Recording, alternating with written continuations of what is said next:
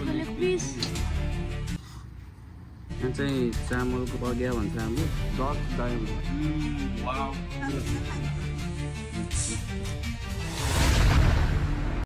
Hello and नमस्ते guys, welcome to my new blog. यो मोनो दादाको ब्लग हो, तर आज मैले बनाइदिएको छु मोनो दादा हाँस काट्नु भइरहेको छ। हेलो गाइज, म अब हाँस काटेको तपाईँलाई देख्न गइरहेको छु।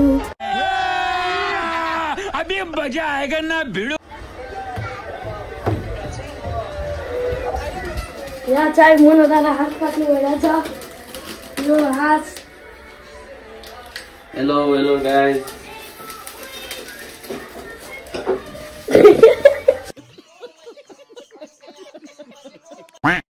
मम्मी दादी सब हेलो भन्नु बाबु।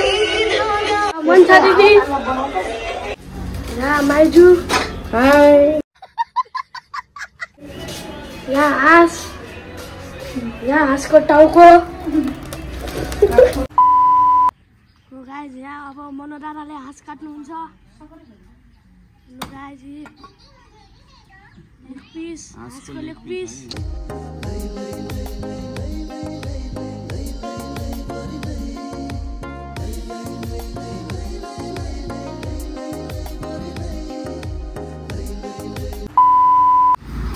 यहाँ चाहिँ चामलको बगिया भन्छ हामीले, पाक्दैछ। अहिले देखाउँछु तपाईँहरूलाई।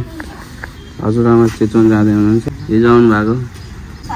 हेलो, खोइ ललिपप देखा, ललिपप देखा। अहिले देखिसकेँ मैले, पछाडि देखिसक्यो ललिपप। म त हाँस देखाउँछु कि हाँस देखाउँछु। ल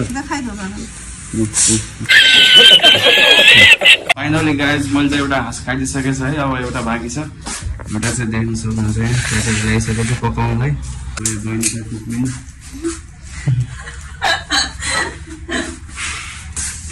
प्याज हाल्छ, पेस्ट सबै रेडी भइसकेको छ। यहाँ चाहिँ एउटा चिज देखाउन गइरहेको छु। So this, what is this? के होला गाइज? यो दिस इज डक डायमन्ड। म चाहिँ बनाउँदैछ बहिनीले। के हो यो? मेथी हालेर सुरुमा तेलमा। यो चाहिँ खुर्सानी।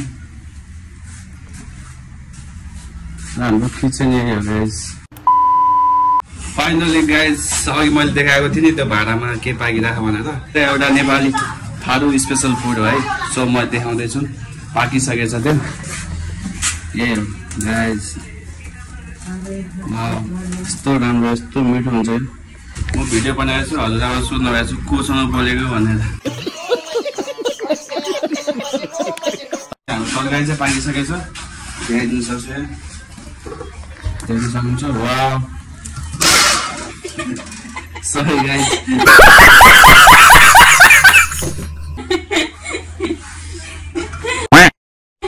पाकिसकेको छ, यस्तो मिठो हुन्छ यो खाँदाखेरि। वाउ, हमारे मतलब आपको मत सिखा। जस्ट वाउ क्या। तपाईँहरू पनि टेस्ट गर्नु चाहनुहुन्छ भने आउनु होला। केही भन्नु सब्जै छैन क्या। थारू स्पेसल फुड माछा के लाग्यो हिजोको माछा देखाइरहनु।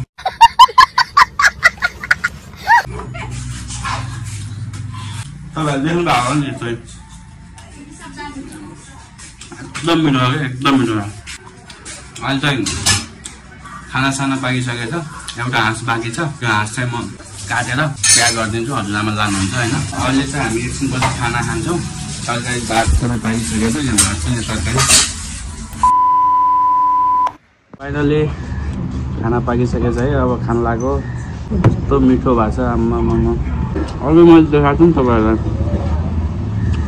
डक डायमन्ड, चिकन डायमन्ड जस्तै डक डायमन्ड।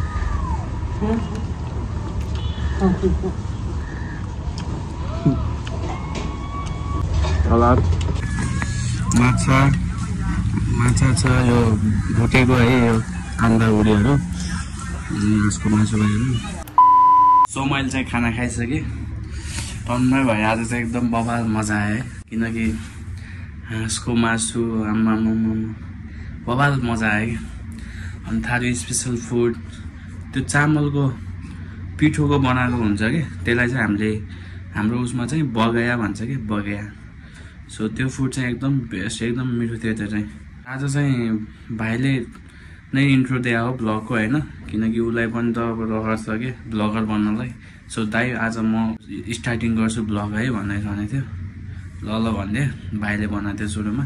सो कस्तो लाग्यो आज त मोटो भ्लग बनाउन पाएन कि, किनकि मेरो यो माइकको हुन्छ नि, यो मेरो मोबाइलमा हाल्नलाई यो नै भाँचिसकेको थियो कि, यो अरू मिलेको छैन। सो त्यही भएर अब यस्तो किन्नुपर्छ। बजार जान्छु बेलुका होइन, बजार गएर अनि किनेर ल्याएर अनि मोटो भ्लग भोलिदेखि स्टार्ट गर्छु मोटो भ्लग। आजको मेरो भ्लग कस्तो लाग्यो, आज त फ्यामिली भ्लग भयो होइन, घरमै बनाएँ आज। कस्तो लाग्यो भन्नु होला है। जो नयाँ हुनुहुन्छ मेरो च्यानल सब्सक्राइब गरिदिनु होला नयाँ नयाँ कन्टेन्ट हेर्नको लागि। सो ओके गाइज, नेक्स्ट भ्लगमा भेटौँ है अब। Okay by by.